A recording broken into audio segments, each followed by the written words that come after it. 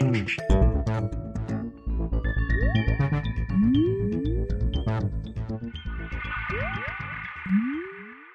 everyone, and welcome to The Vortex, where lies and falsehoods are trapped and exposed. I'm Michael Voris. You know, it's always important to understand the big picture when you're looking at anything that requires a judgment being made. Every choice needs to be done in view of the big picture. This is, after all, the whole underpinning of our salvation. Every moral choice we make needs to be done in view of heaven or hell, and heaven or hell are for eternity. While we're on Earth, all sorts of competing philosophies exist. They get different labels and talked about and proposed as the solution for this ill or that malady. One extremely influential philosophy today is liberalism, has been for a while, and it has repackaged itself now under the new name for it, of progressivism. The word liberal had taken on such a bad connotation that liberals had to change their label, so now liberalism calls itself progressivism. But as Shakespeare eloquently reminds us, a rose by any other name, or in this case, a fetid corpse by any other name, would still emit the same stench. Progressives are scattered throughout the culture, in universities, in the media, in the courts, and the church, as well as the Republican and Democratic parties. They all share the common conviction that man's deepest problems can be solved by man alone. This is false. Man's deepest problems emanate from man himself, from his fallen human nature. Original sin had worked its devastating effect on us and left us all terminally wounded.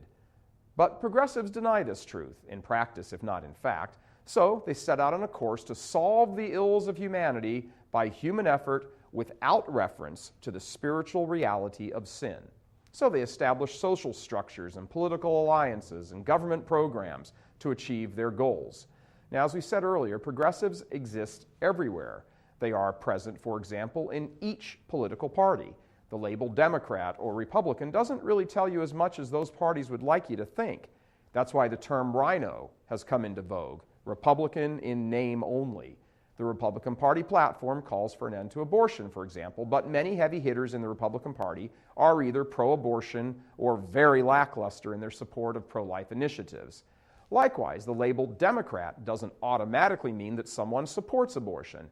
There is, after all, a small number of Democratic politicians who consider themselves pro-life Democrats.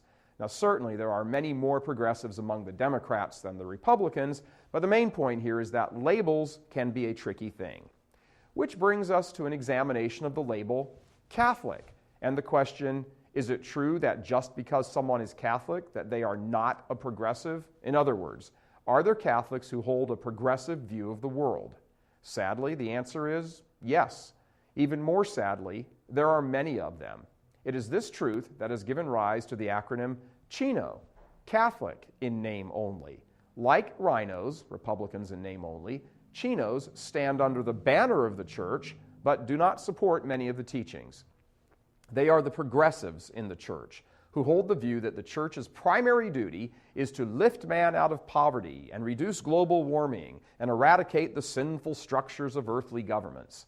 They seek to establish the heavenly kingdom on earth without any substantive reference to heavenly truths. Faithful Catholics can certainly disagree about various ways in which our social ills should be solved or approached, but we cannot disagree on the core issues that make us Catholic.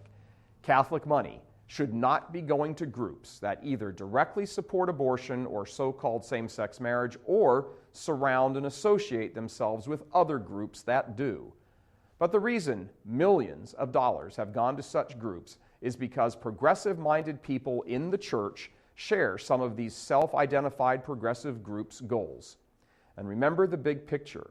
These groups start at an entirely different point than the church when it comes to social ills. They believe the answer involves abortion, contraception, same-sex marriage, sterilization, etc. The U.S. Bishops' Conference should not have any association with these groups, period. They are opposed to the truth of the church. That makes them enemies of the faith. Pray for them, absolutely. Fast for them, certainly. Try to convert them, we're commanded to. But do not fund them. I'm Michael Voris. Please help us keep delivering these kinds of messages that so desperately need to be heard and acted on. Join RealCatholicTV.com today as a premium subscriber. Become immersed in the faith established by Jesus Christ. The Catholic Church is the only hope against evil because that is its God-given mission.